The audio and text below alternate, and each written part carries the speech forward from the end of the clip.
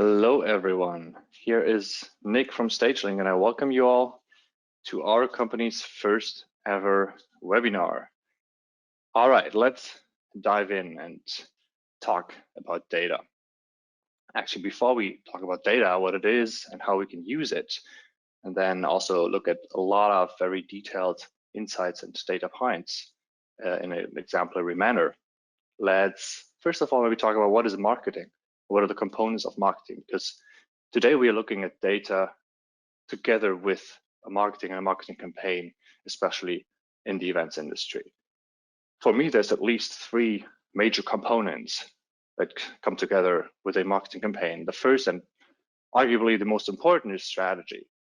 And strategy means why are you actually doing marketing? Like, what's your goal? What is your objective? What are your KPIs?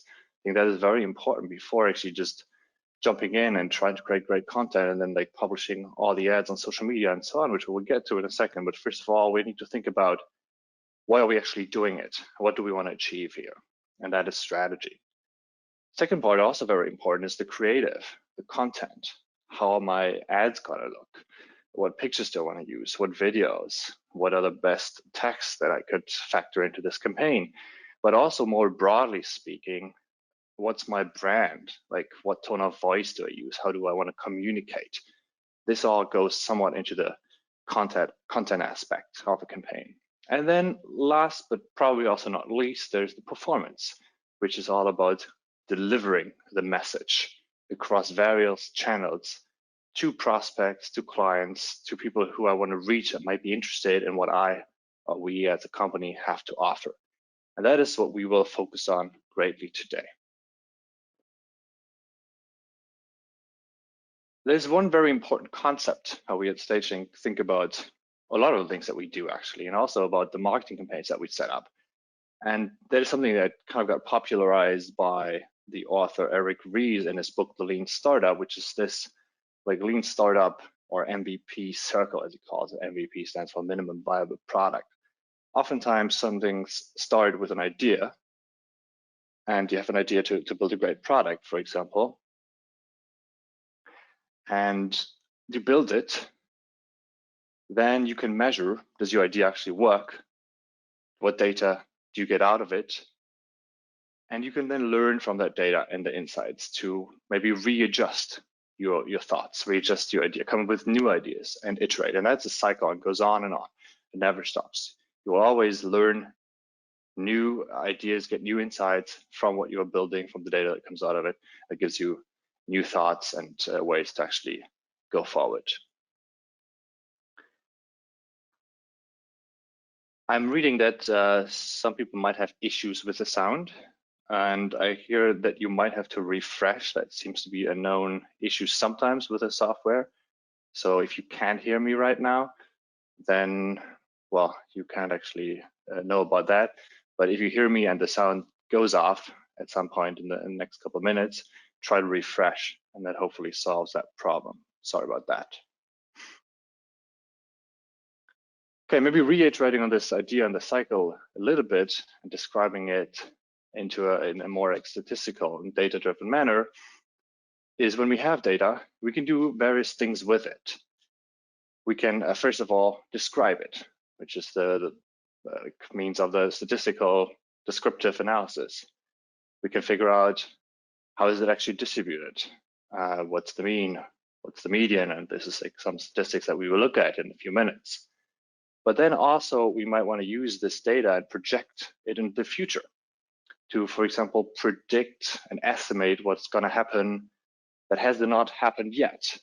And behind this are a couple concepts from inferential statistics, where we try to estimate a distribution, because usually we only get a sample of the whole data that is theoretically available out there, the whole population, and then we try to inference from that to the whole population that allows us to also predict, model, plan.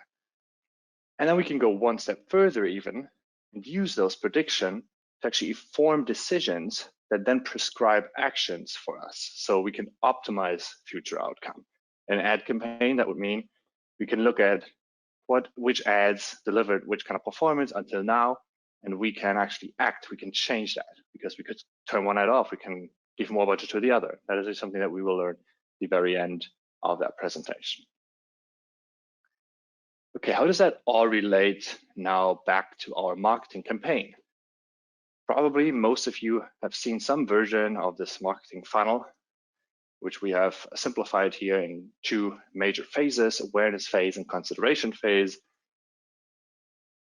Usually it starts with someone actually getting aware of your offering by an impression, could be an ad impression, has to be an organic impression.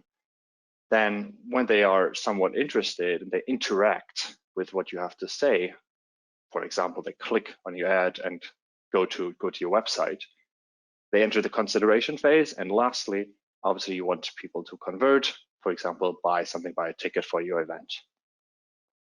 We can also display this a little bit differently when we actually think about what are the audiences that we target in those various steps of the marketing funnel. So in the awareness audience, we call those, in the awareness phase, the audience that we target, we call them primary audience, because this is usually audience that have not interacted with your campaign before now, which is typically an interest audience, for example, that you define on, let's say, Facebook. So Facebook has a huge number of audience, obviously, so you can define an interest audience and just target people on Facebook that are interested in Ariana Grande, for example.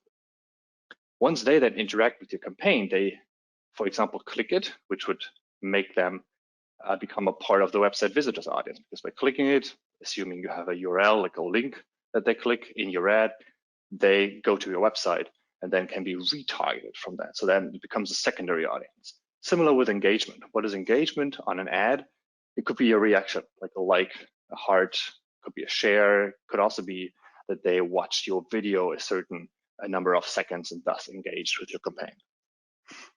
And then going back to the awareness part, like the first stage of your funnel, we can build lookalike audiences on top of the secondary ones, like on top of the engagement of the website visit audience, for example.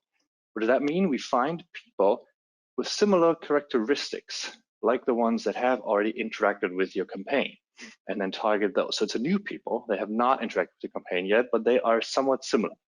What does similar mean? It can be a bunch of different dimensions that go into that. For example, demographic ones, geographic ones, also behavioral similarities that we can find for the different types of audiences.